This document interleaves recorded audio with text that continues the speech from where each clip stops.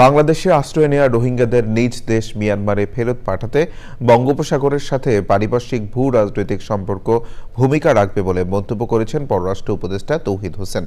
রাজধানীতে এক সেমিনারে তিনি বঙ্গোপসাগরের পরিবেশগত দিক খেয়াল রাখার তাগিদ দেন। সাদি মাহমুদের রিপোর্ট। বাংলাদেশ অনেক আগে থেকেই রোহিঙ্গা সংকটের একটি স্থায়ী সমাধানের খোঁজ করে যাচ্ছে। প্রাসঙ্গিকভাবেই তাই যেকোনো আন্তর্জাতিক প্ল্যাটফর্মে উঠে আসে রোহিঙ্গা প্রত্যাবাসনের বিষয়টি। রাজধানীতে বিআইএসএস আয়োজিত বঙ্গোপসাগরের সঙ্গে পুনঃসংযোগ স্থাপন অভিন্ন স্বার্থের খোঁজ শীর্ষক আন্তর্জাতিক সেমিনারে যোগ দিয়েও রোহিঙ্গাদের প্রত্যাবাসনে আরেকটি কৌশলের কথা জানিয়েছেন পররাষ্ট্র উপদেষ্টা। রোহিঙ্গাদের অধিকারসহ নিরাপদ প্রত্যাবাসন নিশ্চিত করতে না পারলে এই অঞ্চলে শান্তি প্রতিষ্ঠিত হবে না। নিরাপদ ও সমৃদ্ধ বঙ্গোপসাগর এলাকা গড়ে তোলার জন্য স্থিতিশীলতা দরকার। এজন্য রোহিঙ্গাদের প্রত্যাবাসনে সব অংশীজনের সহযোগিতা চাই।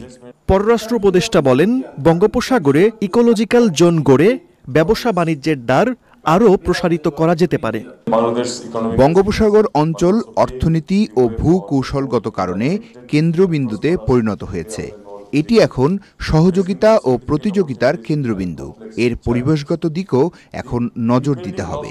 সেমিনারে বঙ্গোপসাগরের নানা সম্ভাবনা নিয়ে আলোচনা করা হয়। যোগ দেন বাংলাদেশে নিযুক্ত জাপানের রাষ্ট্রদূত ইওয়ামা কিমিনোরি। সাদি মাহমুদ, চ্যানেল আই, ঢাকা।